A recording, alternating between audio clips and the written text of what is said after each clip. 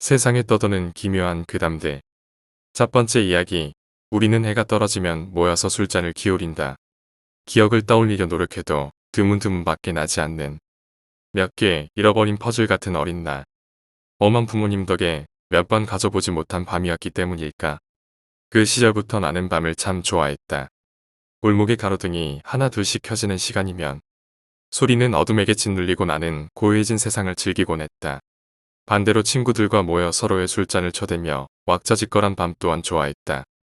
그러나 동틀녘이 되면 사라지는 밤에 대한 어쩔 수 없는 무력감에 홀로 몸서리치곤 했다. 그렇게 사랑하던 밤이었는데 요즘은 1초라도 빨리 해가 뜨기만을 기다린다. 권태기가 온 거냐고 묻는다면 아니, 지금 나는 밤을 증오하고 두려워한다. 밤을 싫어하게 된 사건의 시작은 아마 2년 전쯤. 아직 낮에는 더운하지만 해가 떨어지면 꽤 쌀쌀한 가을의 초입이었다. 당시 매일 모여 술을 마시던 멤버가 있었다. 이름보단 별명이 친숙하던 빡큐, 멍구, 오랑 그리고 나까지 4명. 취업 준비생이었던 우리는 별일이 있건 없건 거의 매일이 술이었다. 그날 주머니 상황에 따라 집 앞 편의점이나 술집. 거의 매일을 보고 술을 마셔도 질리지가 않았지만 조금 모자랐던 건지 어느 순간부터 술을 마시다가 무서운 이야기를 하거나 공포 영화를 보고는 했다.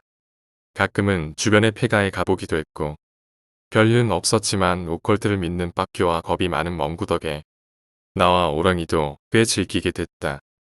그늘도 다른 날과 같이 4명이 모여 술잔을 기울이고 있던 밤이었다. 조금 다른 점은 멍구가 자취를 시작해서 멍군의 자취방이었다는 점. 술을 마트에서 사다 보니 확실히 안주의 질이 좋아졌고 덕분에 한창 즐겁게 취해가던 중 오랑이가 이야기를 꺼냈다. 너희들 혼자 가는 숨바꼭질 들어봤어? 응? 그 귀신 부르는 그걸 왜 몰라? 몇 년 전인가 한동안 유명했던 혼숨 얘기를 한다. 아마 최근에야 오컬트 쪽에 관심을 가진 오랑이라 이제 알았나 보다. 뭐야 다 알고 있어? 너네 해본 사람 있어? 솔직히 하는 방법은 알지만 후기들을 보고 무서워서 관뒀던 기억이 있다. TV에서 무속인들이 하지 말라고 하기도 했고 쭉 둘러보니 다들 해본 적 없는 모양이다. 뭐야 해본 사람 없어? 재미있을 것 같은데. 야 밤에 집에 부모님 다 계신데 어떻게 혼숨을 하냐? 멍구는 이제 방 생겼잖아. 해볼 만하지 않아? 저 새끼 겁쟁이라 못하는 거 알잖아. 멍구 돌려 먹는 걸 좋아하는 빡큐가 또 시작한다. 뭐? 너네가 하면 어쩔래? 한 달 동안 동생 빵 할래? 동생 빵? 좋지. 이제 곧 2시니까 지금 할래? 대신 10분 이상 해야 인정해준다. 야 지금 해. 방법 잘 아는 사람 있냐? 멍구 기다려 내가 검색해 줄게. 휴대폰을 검색해서 재료를 준비한다. 빨간 실, 인형, 소금, 물, 쌀 다행히 집에 다 있는 것들이네. 멍구한테 방법을 차근차근 설명해주고 우리는 밖으로 나왔다. 넉넉하게 30분에 들어가기로 했으니 편의점에 가서 술이랑 먹을 것 좀 더 사러 가기로 했다. 야 멍구 제대로 하고 있을까? 그냥 안 하고 있을 것 같은데. 솔직히 나는 그냥 한 달 동생 할래. 그거 후기 봤어? 장난 아니던데. 그거 진짜 강령술이래. 무속인들이 하지 말라고 난리치던데 진짜 하려나? 시간 다 됐다. 슬슬 들어가서 후기 들어보자. 그리고 멍군의 문을 두드렸다. 멍구 우리야. 들어간다. 끝났어. 비밀번호를 누르고 들어가니 집안이 온통 깜깜하다. 이상한 냄새도 난다. 아직 안 끝났나? 불을 켜고 멍구를 찾는데 방문은 잠겨있고 열리지 않는다. 위험하다는 생각에 젓가락으로 문을 열고 들어가 보니 멍구가 침대 옆 구석에서 쪼그리고 앉아 벌벌 떨고 있다. 우리를 보더니 엉엉 울기 시작한다. 무슨 일이야? 너 왜 그래? 오랑이가 토닥거리면서 달래주자 그제야 멍구가 울먹거리며 말한다. 야 진짜 시작하고 조금 지났나? 10분을 어떻게 기다리지 하면서 TV 소리 듣고 있었거든. 그런데 어느 순간 터벅 틱터벅 소리가 들리는 거야. 무슨 소리지? 처음엔 너희들이 나 놀리려는 줄 알았는데 문 열리는 소리가 안 났거든. 그러다 그 소리가 뚝 끊기길래 더는 못하겠기에 그만두려고 방문을 열었는데 방문 바로 앞에 누가 서 있는 거야. 낡은 바지에 코트 같은 것까진 봤는데 너무 놀라서 바로 문 닫고 침대 옆에 숨어 있었어. 진짜 뭐가 나왔다고? 저렇게 벌벌 떨고 우는 거 보면 거짓말은 아닌 것 같은데 믿기지는 않는다. 그래도 혹시 모르니 이건 끝내야겠다. 야, 얼른 혼순부터 끝내자. 알았어. 너희들이 인형 좀 찾아줘도 저희 못 만지겠어. 제발 빨리 끝내자. 후기를 보면 인형이나 칼의 위치가 바뀌는 경우도 있다고 하는데 인형과 칼은 화장실에 그대로 있었다. 멍구 혼자 겁먹고 잘못 봐서 난리를 친 것 같은데 멍구 상태를 보니 이런 말 할 상황은 아닌 것 같다. 야, 이거 뭐 어떻게 해야 해? 인형 태워야 하나? 인형 태우면 끝나는 거 아냐? 멍구 너무 걱정 마. 이것만 태우면 될 거야. 멍구에게 어서 인형 태우러 가자고 태우면 다 괜찮아진다고 달래며 밖에 나왔다. 근처 공원에서 인형을 태우고 있으니 멍구도 좀 진정이 된 것 같다. 분위기가 너무 다운된 것 같아 농담을 던져본다. 야, 멍구 개쫄았네. 진짜로 본 거야? 뭐 TV에서 나온 빛 보고 그런 거 아냐? 아니야, 문 옆 진짜 빛은 하나도 없어서 어두운데 앞에 퍼렇게 그것만 보이는 거야. 응? 잠깐. TV 안 켜고 했어? 소리 듣고 있었다며. 그러게 나 분명 켜두고 소리 듣고 있었는데. 생각해보니 우리가 집에 들어올 때도 TV는 꺼져 있었는데 갑자기 분위기가 또 무거워진다. 오랑이가 분위기를 바꾸려는 듯 말한다. 야, TV 고장 난 거 아니냐? 우리 집도 가끔 지 혼자 꺼지던데. 맞아, 우리 집도 자주 그래. 타이밍 지렸다. 멍구가 너무 심각한 듯해서 다들 동의해준다. 그런데 생각해보자, 살면서 TV가 지 혼자 꺼진 적이 몇 번이나 있지? 전기 문제도 아니고 갑자기 혼자, 게다가 하필 이 타이밍에. 생각할수록 찝찝하다. 찝찝한 기분에 맞춰 비까지 내리기 시작한다. 서둘러 집에 돌아오니 아까 맡았던 악취가 조금 더 심해져 있다. 이게 무슨 냄새야? 비가 와서 그런지 냄새가 좀 나네. 얼른 치우고 잠이나 자자. 술자리를 대충 정리한 후 자려고 누웠는데 술 기운에 어질어질해서 잠이 오질 않는다. 악취도 점점 심해져 이젠 속까지 안 좋아지려 한다. 집도 치우고 몸도 씻었는데 왜 이리 악취가 나지? 어지러워도 눈을 감고 잠들려 노력하는데 빗소리에 섞여 이상한 소리가 들린다.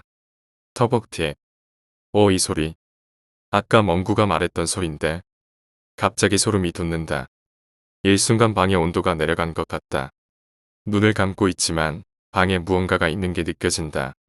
기척이 느껴진다기보다는 몸이 계속 경고를 보내고 있다. 눈을 뜨지 말라고. 고양이를 죽이는 건 호기심이라고 했던가. 아마 호기심이 죽이는 게 고양이만은 아닐 거다. 절대 눈을 뜨면 안 된다는 생각이 들고 동시에 눈을 떠 아무 일도 일어나지 않았음을 확인하고 싶다. 식은땀이 나는 게 느껴진다. 빗소리 중간중간 들려오는 이상한 발소리에 나도 모르게 몸이 떨려온다. 눈을 뜨고 싶지 않다. 그러나 눈을 뜨지 않으면 이 밤을 견딜 수가 없을 것 같다. 미칠 것 같은 기분 속에 슬며시 눈을 뜬다. 소리를 낼 뻔했다. 누군가가 오랑이 옆에 서 있다. 허리께까지 밖에 보이지 않지만 버석대기 같은 바지와 다 해진 코트 자락이 보인다. 노숙자가 들어온 건가 하는 생각이 잠시 들었지만 이내 지워버렸다. 이런 말을 들어본 적 있나? 사람은 딱 보면 사람인 줄 아는데 사람인가 싶으면 그건 사람이 아니라는 말. 그 말을 몸소 체감한다. 아니, 애초에 사람인가 싶지도 않다. 저건 확실히 사람이 아니다. 걸치고 있는 것도 이 계절에 어울리는 옷이 아니다. 아니, 옷이라 부르기 민망할 정도의 누더기다. 찢어진 옷 사이로 보이는 피부는 어둠 속에서 보아도 시체 그것처럼 푸르스름하다. 오랑이를 쳐다보는 듯하던 그것이 빡규 쪽으로 이동한다. 그것은 아무것도 신고 있지 않은 맨발이다. 발 역시 푸르스름한 색에 곳곳이 불을 터 검붉은 피딱지 같은 게 징그럽게 나 있다. 발 앞에 무언가 길게 나 있는데 자세히 보니 발톱인 듯 싶다. 킥 하는 소리는 발톱이 바닥에 부딪혀 나는 소리였다. 이내 빡규 옆에 선 그것이 뭐라 중얼거리는 소리가 들린다. 빗소리에 묻혀 뭐라 하는지 자세히 들리지는 않지만 저 끔찍한 목소리는 확실히 들렸다. 몸 안에 수분이 하나도 없으면 저런 목소리가 날까? 이미 마를 대로 마른 전 쪼가리를 쥐어짜는 것 같은 끔찍하게 갈라지는 목소리다. 그 안에 담겨있는 분노의 정신이 나가버릴 것 같다. 온몸이 덜덜 떨리고 세포 하나하나가 비명을 지른다. 제발 기절이라도 했으면 좋겠는 마음에 눈을 감아버린다. 발자국 소리 그리고 내 머리맡에 멈추는 소리 끔찍한 악취가 난다. 피비린내, 생선 썩는 냄새. 아니다. 그런 것과는 비교도 안 될 정도의 악취. 살면서 맡아본 적 없는 끔찍한 냄새였다. 시체가 썩으면 나는 냄새가 이럴까? 그것의 시선이 느껴진다. 눈을 감고 있어도 분명히 느껴진다. 날 보고 있어. 그때 그것의 소리가 들린다. 내 숨소리가 너무 크게 느껴진다. 저 목소리에 온몸이 갈라지는 것 같은 기분 속에서도 제발, 제발, 이라는 생각만 하고 있다. 제발, 대체 무엇을? 움직였다. 몸이 통제를 잃고 덜덜 떨린다. 눈물이 나올 것 같다. 그것이 지나가고 나서야 깨닫는다. 무의식 중에도 빌고 있었다. 제발, 제발 내가 아니게. 발소리가 뒤에서 멈춘다. 등에서 느껴지는 한기의 소름이 돋는다. 뒤에서 멍구가 벌떡 일어나며 소리를 지른다. 덕분에 심장이 떨어질 뻔한다. 사람이 놀라면 심장이 멈춰 죽는 경우가 있다는데 오늘에야 이해한다. 금세 불이 켜진다. 오랑이가 불을 킨 모양이다. 돌아보니 그것은 사라져 있다. 뇌를 날려버리는 것 같은 악취도 한결 옅어졌다. 깜짝이야 멍구 왜 그래? 딱규가 눈을 비비며 묻는다. 아 꿈꿨다. 내가 소리 질렀어? 너 소리에 우리 다 일어나 있다. 미안 너무 생생해가지고. 무슨 꿈인데? 아 아까 본 그거한테 쫓기다가 잡혔는데. 찾았다면서 날 찌르는데 깨버렸다. 찾다. 그것이 웅얼거리던 게 그 말인가. 오랑이와 눈이 마주쳤다. 표정이 심상치 않다. 오랑 담배나 한 대 태우고 올래? 그러자 밖으로 나오니 약간은 추적추적 내리던 비가 어느새 하늘에 구멍이 난 듯 쏟아진다. 장마도 다 지난 때에 이런 비라니. 담배에 불을 붙이는데 오랑이가 묻는다. 너도 봤냐? 방금 전 일이 떠올라 다시 몸이 떨려온다. 다시 그 악취가 나는 듯하다. 이게 무슨 일이냐? 인형만 태우면 다 끝난 거 아니었어? 대답도 안 했는데 표정만 보고 알아챈 거 보니 내 표정이 어떤지 짐작간다. 모르겠다. 그냥 우리 둘이 잘못 본 거면 좋겠는데. 말 그대로 바람일 뿐이다. 둘이 같은 것을 잘못 볼 수가 있다고? 말도 안 되는 일이야. 지금 우리의 일어나고 있는 일처럼. 둘이 아무 말 없이 담배만 태워대니 센서 등이 꺼진다. 쏟아지는 비 때문에 타들어가는 담뱃불만이 보인다. 저 미약한 불마저 없으면 혼자라고 느낄 만큼 어두운 밤이다. 집에 들어오니 아직도 악취가 남아있다. 악취를 맡으니 다시 두려움이 엄습해온다. 동시에 꿈이 아니라는 걸 다시 자각한다. 그래, 분명 뭔가 잘못됐지만 잘못됐으면 바로잡으면 그만이야. 하지만 대체 어떻게? 이럴 땐 대체 어떻게 해야 하는 거야? 어디로 가야 하지? 누구에게 도와달라 말해야 하는 거냐고. 무당, 가짜 무당들도 많다는데 무슨 수로 진짜 무당을 찾지? 멍구에게는 어떻게 말해야 할까? 일단 해가 떠야 찾아가든 할 텐데. 밖을 보니 너무 어두워 시간을 알 수가 없다. 핸드폰 시계를 보니 어느새 4시 40분. 해가 뜨기 전까지 혼자 간 숨바꼭질을 좀 더 알아봐야겠다. 대체 우리에게 무슨 일이 일어난 건지, 뭐가 잘못된 건지, 방에 들어가 계속 검색하다 보니 혼숨이 왜 위험한지에 대해 설명하는 무속인들도 보인다. 귀신을 부르는 강령술, 자기저주법. 자신을 찾으면 몸을 준다고? 그냥 잠깐 귀신을 부르는 놀이가 아닌 듯하다. 조금 더 보다 보니 혼숨 이후에 귀신에 시달린다는 후기가 많다. 대부분 게임을 제대로 끝내지 못한 사람들이다. 하지만 우리는 인형도 태웠는데 몽구가 너무 겁을 먹어 완전히 타는 걸 기다리기까지 했다. 무엇을 잘못했는지 다시 한번 혼자 간 숨바꼭질 방법을 천천히 읽어본다. 쌀, 붉은 실, 칼, 인형, 소금물. 소금물을 인형에 뱉고 내가 이겼다라고 말해야 한다고. 우리가 들어왔을 때 멍구가 소금물을 입에 머금고 있었나? 아니야 바로 울음을 터뜨렸잖아. 어떻게 해야 하지? 다시 소금물을 머금고 뱉어도 되는 건가? 그러고 보니 인형은 이미 태워버렸는데. 인형을 태우면 끝나는 게 아니고 놀이를 끝내고 태워야 했던 건가? 소금물은 이미 삼켜버렸고 인형은 타버렸다. 찜찜한 기분에 확실히 잿더미가 된 것까지 확인하고 왔다. 밑에 보니 놀이를 2시간 이상 하지 말란다. 우리가 놀이를 제대로 안 끝냈다 치면 2시간은 이미 훨씬 2시간이면 4시. 확실하진 않지만 나와 오랑이가 그놈을 본 시간이다. 동시에 멍구는 꿈속에서 잡힌 시간이고 확실히 일이 잘못 돌아가고 있다. 어떻게 하지? 정말 무당을 찾아가야 하나? 인터넷에 돌아다니는 이야기를 보면 스님들도 귀신을 쫓아두고 하지 않나? 해가 뜨자마자 절에 가면 답이 나올까? 대체 어떻게 해야 하는 거야? 나는 이런 쪽으론 지식이 전무하단 말이야. 친구들한테 일단 절에 가보자고 말하려 방을 나오니 멍구가 화장실 변기를 붙잡고 토하고 있다. 한두 번 보는 광경이 아니라 무시하려는데 생각해보니 우리가 어제 마신 술이 그리 많지가 않다. 저 정도로 저렇게 토할 놈이 아닌데 가서 보니 나오는 것도 없는데 헛구역질만 계속하고 있다. 딱규가 등을 두드려주고 있는데 오랑이가 담요를 가져온다. 추워. 너무 추워. 그리고 제발 불 좀 꺼줘. 구역질을 하는 와중에 멍구가 계속 춥다고 난리를 친다. 오랑이가 가져온 담요를 걸쳐주고 화장실 불도 꺼주는데 현관의 센서 등이 켜진 걸 가지고 뭐라 한다. 변기통에 머리를 박고 있는 놈이 현관 센서 등을 신경 쓴다고. 한참을 엇구역질을 해대서 지친 멍구를 침대에 눕혀두고 빠큐랑 오랑이에게 내 생각을 말한다. 그제야 빠큐도 상황이 심각하단 걸 알았는지 근처에 자기가 어릴 때 다니던 절이 있다고 가보자고 한다. 쏟아지는 비 때문에 날이 밝아지질 않아서 7시까지 기다렸다가 절에 가려 집을 나서니 그제야 아직도 집에서 악취가 나고 있다는 사실을 깨닫는다. 빠큐가 말한 절은 산 입구에서 조금 걸어 올라가야 했다. 차에서 내려 산으로 들어갔는데 산에 들어서자 멍구가 제대로 걷지도 못하고 계속 쓰러지는 바람에 나와 오랑이가 부축하고 빠큐가 길을 안내했다. 비가 억수같이 쏟아지는 바람에 가뜩이나 어두운 산속에서 한 치 앞도 보기가 힘들었고 몇 번을 헤매다 드디어 절에 도착했다. 멍구를 부축하느라 우산도 쓰지 못하고 거의 굴러가며 산을 오른 우리는 진흙을 뚝뚝 떨어뜨리며 스님을 만날 수 있었고 자초지종을 설명한 우리는 어떻게 해줄 수 없다는 답만 들었다.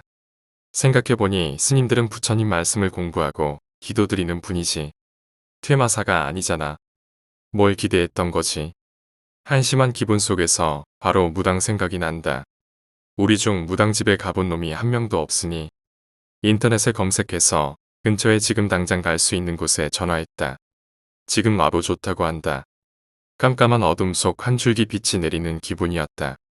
말 그대로 우리는 깜깜한 어둠 속에 있었으니 산을 내려오는데 멍구가 무어라 계속 중얼거린다. 바로 앞도 잘 안 보이는 어두운 산 속에서 굴러가며 산을 내려오는 것보다 귓속에 들려오는 멍구의 웃음과 말이 견디기 힘들었다. 그리고 그 목소리가 점점 그것의 소리와 닮아간다는 점이 무서웠다. 속으로 제발 별일 없길 기도하며 무당집으로 향했다. 무당집에 도착하니 고등학생 정도로 보이는 남자아이가 앞에 손님이 한 분 있으니 조금만 기다려달라 한다. 이른 아침인데도 찾아온 손님이 있는 거 보니 꽤 용한 무당인 것 같아 마음이 조금 놓인다. 이곳에서 마저 답을 찾지 못하면 더 이상 우리가 할 수 있는 게 없다. 아까부터 구역질하던 멍구는 완전히 탈진 상태다. 초조하게 5분 정도를 기다리니 아까 그 아이가 들어오라고 한다. 오랑이랑 내가 멍구를 부축하며 들어오니 무섭게 생긴 아줌마가 기다리고 있다. 자세히 보니 눈이 무섭게 생겼다. 눈매가 아닌 눈동자가. 눈동자만 봤는데도 호랑이 앞에 선 기분이 든다. 화장을 짙게 해서 눈매도 사나워 보이니 더 무섭다. 호랑이가 따로 없다. 그 호랑이가 잠시 멍구를 바라보더니 툭 내뱉는다. 쯧쯧. 너희들 대체 무슨 짓을 하고 다닌 거야? 단순히 빙의된 정도가 아닌데. 무당의 한마디에 지푸라기라도 잡는 심정으로 이곳에 왔던 우리는 구세주를 발견한 듯 어제 일을 폭포수처럼 쏟아냈다. 혼자 하는 숨바꼭질이라는 말을 들은 무당은 더 알 필요도 없다는 듯 말을 이어나갔다. 하하 정신 나간 놈들 한동안 안 보이는 듯 하더니 또 나타나는구먼. 야 이놈들아 하지 말라고 하는 일에는 다 이유가 있는 법이다. 쯧쯧. 한참을 쓴소리를 하던 무당은 우리에게 혼숨을 어떻게 했는지 굉장히 꼬치꼬치 캐물었다.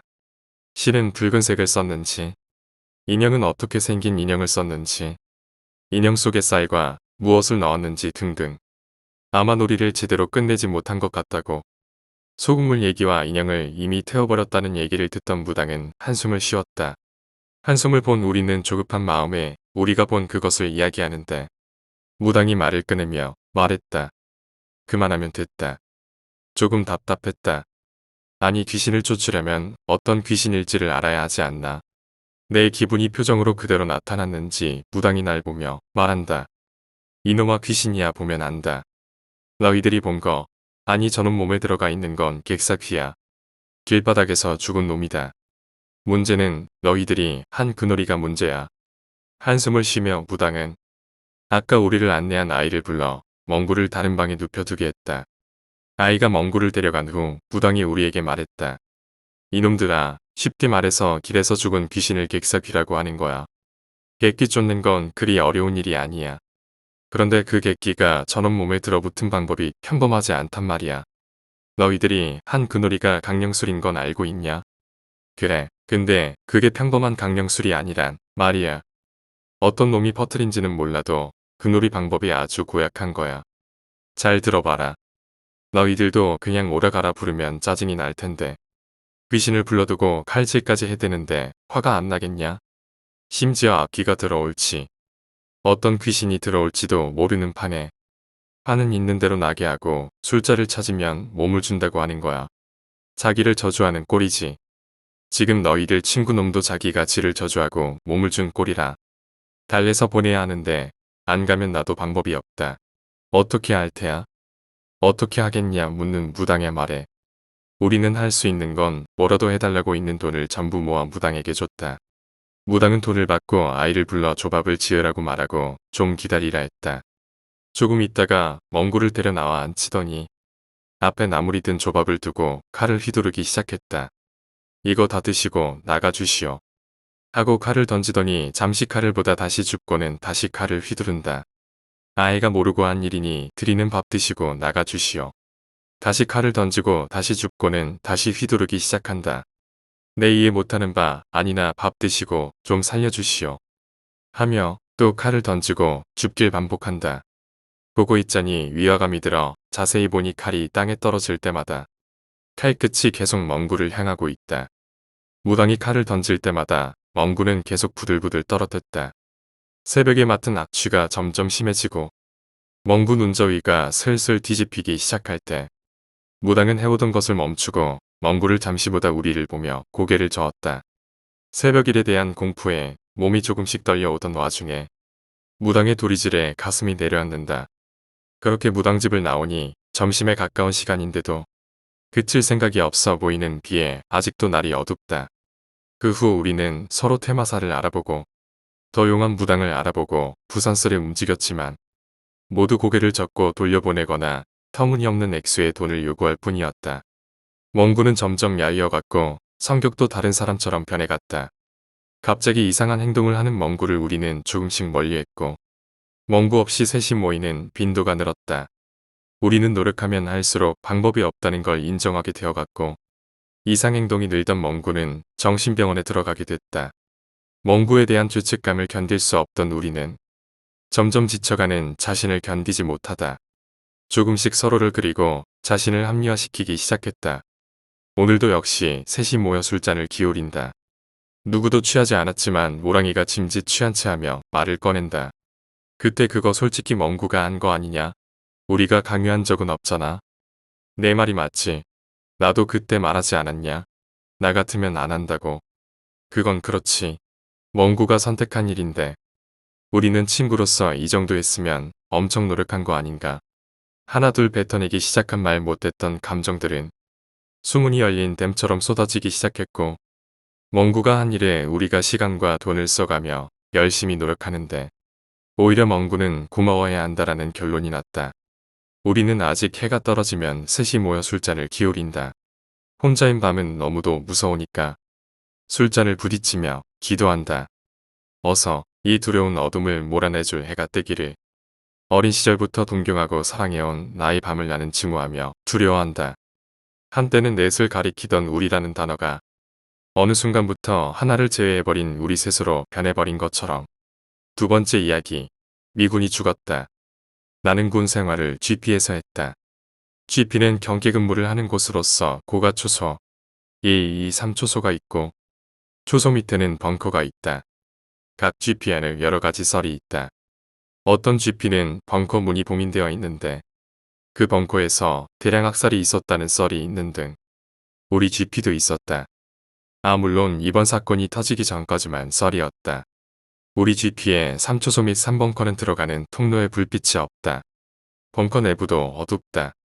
과거에 3초소에서 근무를 서면 계속 귀신 소리, 귀신 형상 등등 이상 현상이 발생되어 3초소에서는 근무를 서지 않았으나 최근 전방 상황이 악화되어 다시 근무를 서고 있다.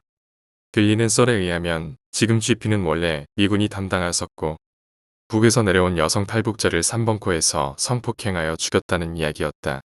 어느 날 3초소에 있던 2명의 병사가 근무 중 뛰쳐나와 상황실로 달려왔다. 그 모습을 본 간부는 장난치냐며 화를 냈지만 그 둘의 표정에는 겁과 진지함이 동시에 있었다. 그 둘은 모두 여성의 울음소리와 초소 및 벙커에서의 발자국 소리를 들었다는 것. 간부는 급히 3벙커를 갔지만 아무것도 없다. 하지만 계속해서 일관된 주장을 하는 2명의 병사. 결국 간부가 직접 초소를 들어가겠다고 한다. 무슨 일 있으면 인터폰 하라고. 10분 뒤 간부 또한 상황실로 뛰어내려왔다. 간부는 아무 말 없이 그날 근무를 3초소를 비워두고 작전 수행을 했다. 다음 날 간부들은 회의 끝에 이 사실을 사단에 보고했다. 그렇지만 사단에서는 믿지 않고 계속해서 3초소에 근무 투입시키라는 명령이 왔다. GP장은 계속해서 강하게 주장하며 초소지에 투입시키지 않았다. 결국 사단에서 직접 인원을 파견. 사단에서 파견 온 간부는 자신이 직접 3벙커에서 잠을 자보겠다고 한다. 잠을 자고 아무런 일이 없으면 간부들에게 징계가 내려질 것이고 3초소는 계속해서 근무 투입을 시키겠단다. 그 간부는 침낭을 들고 들어갔다. 그날 새벽 3벙커에서 비명소리와 함께 그 간부는 뛰쳐나와 상황실로 왔다. 땀과 눈물이 범벅이 되어 아무 말을 하지 않는다. 대신에 녹음기를 꺼냈다. 상황실에 근무 중인 인원은 그 녹을기를 틀어본다. 선명하게 들리는 여성의 비명과 울음소리, 그리고 다수의 사내가 영어로 떠드는 소리가 들린다. 영어를 알아들을 수는 없지만 여성의 비명과는 반대되는 웃음소리가 들렸다. 소문이 진짜인가? 결국 이 파일은 정부까지 보고가 올라갔고 영어를 해석한 결과 확실한 추행이 있었을 거라고 추정된다. 과거 기록을 바탕으로 그 당시 이 GP에 근무했던 외국인, 정확히는 미국인들을 알아냈다. 2명을 제외하고는 모두 고인이 되었다. 고인들은 미국의 공동묘지에 안치되었다고 한다. 그 2명은 사실을 자백했다. 모든 썰은 사실이었다. 우리 사단은 GP 내에서 장례식을 치르기로 했다. 잘못을 한 미군 중 1명이 참석을 하고 싶다고 하여 함께하기로 했다. 장례는 잘 치러졌다. 그 후 3초소는 아무 일 없이 근무를 설 수 있는 평범한 초소가 되었다. 한 달 후 장례에 참석했던 미군인은 죽었다. 돌연사라고 한다. 몇 년 후 장례에 참석했던 한 간부를 전역을 하고 인터넷에 파일 하나를 올렸다. 장례식에서 켜두었던 녹음기 파일이다. 많은 네티즌들은 조작이라고 했지만 그 당시 사람들은 사실이라고 믿는다. 녹음된 내용은 여성의 목소리로 찾았다 찾았다. 미국인이 미안하고 할 때마다 복수할 거야 복수할 거야. 입대하는 젊은이들에게 말해주고 싶다. 소문은 소문이 아닐 수도 있다. 세 번째 이야기, 이상한 경험. 내가 병장 달고 얼마 안 됐을 때였는데 불침번 근무가 있어서 전번추가 나를 깨웠어. 그래서 잠깐 미적거리다 일어났는데 건너편에 내 동기였던 형이 침대 위에 앉아 있는 거야. 그래서 난 속으로 오늘 저 형이랑 불침번 있나. 근무에 병장 2명을 한 번에 때려박고 족같이 짜는구먼 하면서 덜그럭거리며 전투복으로 환복하고 있거든. 근데 그 형이 내가 거의 다 갈아입을 때쯤 돼서야 정신 좀 들었는지 침대 옆에 걸터 앉더라고. 그래서 이 아저씨가 아직 정신 못 차렸구먼 해서 전투화 신고 형 쪽으로 가서 형 정신 좀 차려보세요 하고 나왔어. 근데 후임 1명이 준비해서 나오는 게 아니겠어? 그래서 뭐야 하면서 경기 근무 명령서 확인했는데 나랑 같이 서는 건 동기였던 형이 아니라 후임이었던 거야. 형은 내 다음번이었어. 그래서 후임 잠시 화장실 간 사이에 전번초 애들한테 왜 그 형 깨웠냐고 그 형 말번이라고 하면서 짜증을 냈어. 그 형 보고 다시 자라고 하려고 생활관에 들어갔는데 기영이 다시 누워서 자고 있었어. 그래서 이 형도 알고 그냥 다시 잤나 보다 했는데 다음날 일과 중간에 쉬면서 그 형이 말번 존나 힘들다 하길래 내가 애들이 일찍 깨워서 중간에 잠자기도 애매했겠네 하니까 그 형이 응? 말번까지 나 어제 깬 적 없이 잤는데 라고 하는 거야. 근데 가끔 침대에 앉아서 자는 사람은 있어도 침대에 걸터 앉고 누가 말 걸면 보통 깨거나 기억에 남지 않나. 근데 그 형은 자기는 그런 적 없대. 이 형이 평소 몽유병이나 이상한 잠꼬대도 없어서 그러려니 하는데 이 형은 잠잘 때 그냥 죽은 듯이 자고 조금만 시끄러워도 깰 정도로 얕게 자는 사람이야. 근데 내가 말도 걸고 했는데 아무 기억 못한다는 건 좀 이상하지 않나? 그때 내가 본 앉아있던 형 모습은 뭘까? 분명 똑똑히 그 모습을 봤고 약간씩 부스럭거려서 깨어있어 보였는데 네 번째 이야기, 문 앞에는 아무도 없다. 집에 도착한 이 시간은 새벽 3시가 조금 넘었다. 오랜만에 술을 마셨더니 취한다. 누구랑 마셨는지 까먹었다. 얼굴도 기억이 안 난다. 그냥은 취해 있다. 빌어먹을 계단. 이 원룸에 이사 온 지 한 달이 넘게 지났다. 하지만 6층까지 오르는 건 적응될 기미가 안 보인다. 그래도 방 하나는 잘 구하긴 했으니 참아야지. 발품 팔며 온 대부분의 방보다 2배는 넓은데 월세는 오히려 더 싸다. 사장님도 천성이 어색해 보이지만 좋은 사람 같고 집 앞에 도착했다. 그런데 문 앞에 누가 있다. 옆으로 나란히 서 있어서 잘 안 보이지만 2명이다. 둘 다 여자고 긴 머리를 하고 있다. 비슷하게 입었다. 보라색과 녹색의 중간쯤 되는 오묘한 색의 원피스. 둘은 대화를 나누는 듯 했다. 속닥속닥 잘 들리진 않았다. 사람이 근처에 왔는데도 아랑곳하지 않는다. 정면만 보고 쉬지 않고 중얼거린다. 조용히 다가갔다. 얼굴을 자세히 볼 수 있는 거리가 됐고 나는 비명을 질렀다. 여자 2명은 있는 힘을 다해 눈을 동그랗게 뜨고 빠르게 알 수 없는 소리를 냈다. 머리끝까지 화가 난 듯한 얼굴. 입에서 내는 소리는 말이라고 할 수 없었다. 끔찍한 비올라 연주 같았다. 내 비명에 그들이 휙 얼굴을 돌린다. 똑같이 생긴 2 얼굴이 소리를 멈추고 나를 쳐다본다. 실룩 입꼬리가 올라간다. 입만 따로 움직일 수 있는 피규어처럼 다른 곳은 완전한 무표정이다. 그러다 갑자기 소리를 지른다. 곤트라 베이스처럼 낮은 소리.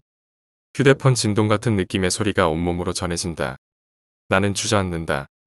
그때 내 목소리가 들린다. 누구세요? 방 안 그러니까 문 너머에서 내가 말하고 있다. 밖에서 아무 반응이 없자 다시 한번 말한다. 누구세요? 딸깍 문을 열려고 한다.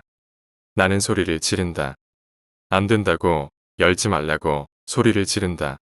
2 여자는 내 쪽에 눈길도 안 준다. 다시 아까의 그 대화처럼 보이는 중얼거림에 집중한다. 문의 얼굴을 더 가까이 들이밀고 더 무서운 얼굴로 속닥속닥. 기어이 방 속에 나는 문을 연다. 살짝 문을 연다. 그러고는 문을 좀 더 열고 두리번거린다. 그 사이 2 여자가 조용히 방에 들어간다. 나는 갸우뚱해하며 다시 문을 닫는다. 달려가서 문을 두드리자 조용히 문이 열린다. 좁게 열린 문틈으로 여자의 얼굴이 나온다. 나는 잠을 청하고 있다. 점점 여자의 얼굴이 시야를 가린다. 나는 정신을 잃는다. 그렇게 깨어났다. 꿈을 꾼 것이다. 시간은 새벽 3시가 조금 넘은 시간. 식은땀을 닦으며 일어났다. 안경을 찾아 쓰고 냉장고로 간다. 냉장고 윙소리에 분명히 구별되는 작은 소리가 얹힌다. 야윤천 2개를 마찰시키는 듯한 소리. 문 앞에 서니 조금 더 선명하게 들리는 소리. 누구세요? 누가 온 건가 싶었다. 대답은 없고 계속 스스스 소리만 들린다. 옥탑방 특성상 사람들이 옥상에 드나들면 소음이 생긴다. 얼마 전에 중국인들이 옥상에 왔다가 우리 집 앞에서 크게 떠들어서 주의를 준 적도 있다. 이번엔 또 문 앞에 서서 뭐하는 거지라는 생각이 들었다. 누구세요? 문고리를 잡는다. 여전히 밖에서 대답은 없고 바람막이 부비는 듯한 소리가 난다. 어딘가 간지러운 소리. 호기심이 생긴다. 문에 귀를 댄다. 갑자기 진동이 전해진다. 문틈으로 바람이 들어와 문 앞에 버려둔 페트병이 흔들린다. 호기심이 더욱 커진다. 문을 연다. 조금 열었는데 아무도 없다. 더 활짝 열고 주위를 둘러본다. 아무도 없다. 다시 문을 닫는다. 문 앞에는 아무도 없다. 5번째 이야기. 창문. 내가 사는 곳은 대학가 옥탑방이다. 이 동네에는 키 작은 원룸들이 오밀조밀 모여 있다. 내가 사는 건물은 여기에선 높은 편이다. 담배 피우러 옥상에 나가면 동네가 훤히 내려다 보인다. 학교에서 멀지 않아 학교 건물도 보인다. 창문을 통해 사람 실루엣이 보이는 정도다. 그날은 이상하게 잠이 오지 않았다. 그래서 유튜브나 보면서 시간을 보내고 있었다. 새벽 4시 30분, 이젠 진짜 자야겠다 싶어 양치하러 화장실에 들어갔다. 아, 담배 안 피웠네. 롱패딩을 주워 입고 옥상으로 나가 담뱃불을 붙였다. 옥상은 워낙에 어둡다. 골목에 가로등이 있지만 꽤 높은 여기 옥상까지 빛이 다다르진 않는다. 주변 방에 불이 켜져 있지 않으면 2걸음 떨어져 있는 빨랫줄도 잘 보이지 않는다. 그날은 월광조차 없었다. 늦은 새벽이라 달이 거의 다 지고 없는 시간이기도 했다. 달도 해도 없는 가장 어두운 시간이었다. 담배를 피우며 보던 유튜브를 보고 있었다. 그러다 기익하는 소리가 들려 이어폰을 뺐다. 주변을 살폈다. 옥상 환풍기 돌아가는 소리인가? 자주 옥상에 왔지만 처음 듣는 소리였다. 바람이 심해서 그런가? 개의치 않았다. 이어폰도 빼고 폰을 주머니에 집어넣었다. 옥상 난간에 팔을 괴고 주변을 보며 담배를 피웠다. 주변 방들은 모두 불이 꺼져 있었다. 한 곳에서만 은은하게 빛이 새어나왔다. 불빛이 있는 곳은 멀리 보이는 학교 건물, 계단 통로 맨 위층이었다. 그 건물은 항상 개방된 곳이 아니다. 교회관 건물로 결혼식 등 특별한 날에만 사용한다. 그곳에서 불빛이 새어나오고 있었다. 비상구 표시 등 불빛인 듯 은은하게 어두운 불빛이었다. 잘 보이진 않지만 계단 난간의 형태가 어렴풋이 보였다. 담배 한 모금 빨고 멍하게 있었다. 뭔가 이상함을 느낀 건 다음 모금을 빨기 전이었다. 왜 맨 위층에만 비상구 표시등인지 뭔지 모를 불이 켜져 있지? 다시 한번 건물 쪽을 바라보았다. 아래층엔 불빛이 없다. 비상구가 맨 위에만 있나? 뭐지?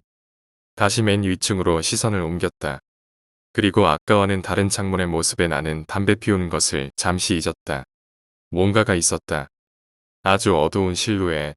훅으로 보면 사람인데 높이가 너무 높다. 통유리 맨 끝까지 닿는 큰 키.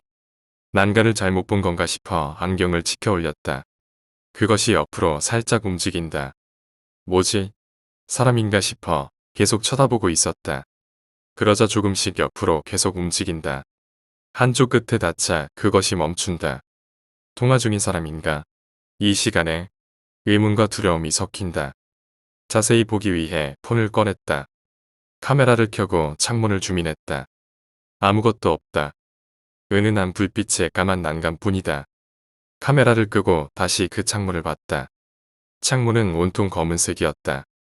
불이 꺼진 건가? 집중해서 창문을 봤다. 난간도 계단도 안 보인다. 그런데 너무 검다. 너무 어두운 검은색. 주위의 모든 검은색보다 월등히 어두운 검은색. 압도적인 검은색이었다. 마치 가장 검은 페인트를 칠해놓은 듯했다. 소름이 돋았다. 아까 그것이 온통 창문에 붙어 있는 건가? 생각했기 때문이었다.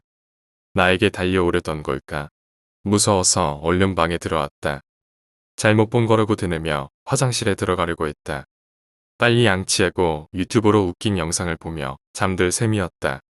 화장실 불을 켜고 문을 열려고 하는 순간 화장실 안에서 쾅 하는 소리가 들렸다. 몸이 얼었다. 용기를 내어 문을 열었다. 변기 뚜껑 위로 환풍기 부품 하나가 떨어져 있었다. 깊은 숨을 내쉬며 빠르게 양치를 했다. 이상한 기운을 느낀 건 몇 초 후였다. 바람이 불지 않았다. 나는 화장실 곰팡이가 싫어 항상 화장실 작은 창문을 열어둔다. 그래서 화장실은 언제나 바람이 통한다. 천천히 옆에 창문으로 눈을 돌렸다. 다행히 창문은 그대로 열려 있었다. 별로 이상한 게 없었다. 밖은 어두웠다. 창문 밖이 하나도 보이지 않았다. 그런데 너무 어둡다. 마치 검은 널빤지로 창문을 막아놓은 듯한 어둠. 세수를 하기 위해 벗어났던 안경을 쓴 순간 나는 짧게 소리를 지르고 도망치듯 화장실을 빠져나왔다. 작은 화장실 창문이 아까 그것과 똑같은 검은색으로 뒤덮여 있었다. 화장실에서 나온 나는 집안 온통 불을 켜놓고 잠에 들지 못했다. 다음날 아침 화장실 창문에 그것은 없었다. 옥상에 나가 확인한 건물 창문에도 그것은 없었다. 방에 돌아와 노트북을 켰다. 노트북은 왜 또 켜지지 않는 건지. 충전기를 끼우고 다시 켰다. 그러자 노트북이 윙 꺼지는 소리를 냈다. 충전기를 끼우기 전에 노트북이 켜져 있었던 것이다. 그래서 다시 켰다. 노트북은 윙 소리를 내며 켜졌다. 그런데 화면이 켜지지 않았다. 뭐야 하면서 스페이스바만 연신 두들겼다. 노트북 화면은 계속 들어오지 않았다. 다시 껐다 켜기를 반복하기 시작했다. 문제가 뭔지 몰랐다. 그러다가 갑자기 노트북에서 이상한 소리가 났다. 오래된 철문이 힘겹게 열리는 듯한 찢어지는 고음. 놀라 바라본 노트북 화면은 여전히 검었다. 너무 검어서 내 얼굴에 윤곽조차 반사되지 않았다. 비정상적인 검은색이었다. 6번째 이야기. 냄새. 내가 자주 가는 카페 앞에는 산책로가 있다. 사람도 많지만 개도 참 많다. 그리고 똑똑한 강아지들도 많았다. 간단하게 손을 주거나 죽는 신용을 하는 것에도 모자라 무얼 가져오거나 주인을 알아보는 건 아주 기본이었다. 그런 강아지들을 보면서 문득 들은 생각이 개가 자기 주인의 피냄새도 구분할 수 있을까? 였다. 만약 내 옷에 저 개의 주인의 피냄새가 진동을 한다면 개는 그걸 구분할 수 있을까? 만약 구분한다면 좋아할까? 싫어할까? 만약 좋아한다면 핥으려나? 싫어한다면 물려나? 그런 귀엽고 사랑스러운 강아지들을 보고 있으니 저절로 흥분이 되었다. 카페에서 일어나 산책로를 가로지르니 강아지들이 내 앞길을 열어주었다. 어느 강아지도 나와 눈을 마주치려고 하지 않았다. 정말 개는 후각이 좋다. 친구의 피냄새를 구분하는 것을 보니 분명 주인의 피냄새도 구분할 것이다. 7번째 이야기. 검은 여자. 어릴 적 나는 시골에 살았었다. 물론 20년도 더 된 이야기지만 나는 당시에는 동네 사람들을 모두 알았고 동네 사람들도 나를 아는 건 마찬가지였다. 문득 새로 이사온 친구나 아니면 요즘 같은 설날이나 명절에 할머니 댁에 놀러온 내 또래의 친구라고 할지라도 그때 당시의 분위기로는 왜인지는 모르겠으나 정말 금방 친해져서 바로 그날 친구를 먹고 그냥 놀았다. 때는 여름방학이었고 우리가 주로 노는 곳은 산이었다. 그 산에는 맑은 계곡도 있고 개구리, 뱀, 올챙이, 다슬기 등등 요즘에는 찾아보기도 힘든 것들까지도 꽤 많이 있었다. 그런 것들은 대부분 우리들의 장난감이었고 우린 매일매일을 탐험을 해나가며 새로운 곳을 찾아다녔다. 그러다 문득 나를 포함한 4명 정도의 친구들이 마주친 한 여자아이가 있었다. 검은색 원피스를 입었다. 피부는 하얗지는 않았다. 즉, 도시에서 온 친구는 아니었다. 그 당시 우린 피부가 하얀 친구는 도시 사람이라고 생각했다. 물론 그렇다고 나와 같은 사내 아이들처럼 까무잡잡하지도 않았고 그저 평범한 아이였다. 머리카락도 장발이었지만 조금 씻지 않은 정도. 어쩌면 그날 계곡이나 늪 근처에서 놀다가 진흙이 묻어서 그런 것처럼 보일 정도였다.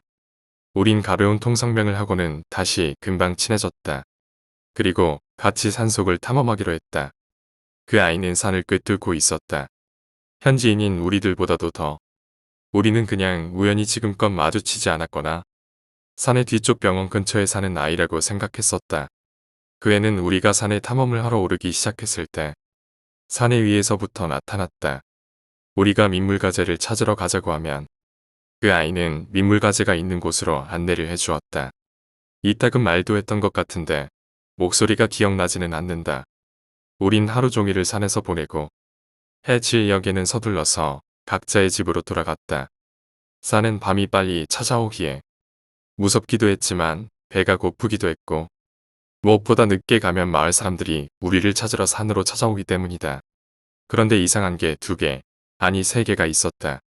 하나는 친구들이 모두 각자의 집으로 해산할 때 그 여자아이는 산에 남아 있었다는 것. 또 하나는 우리들 중 누구도 그것을 이상하게 생각하지 않았다는 것이다.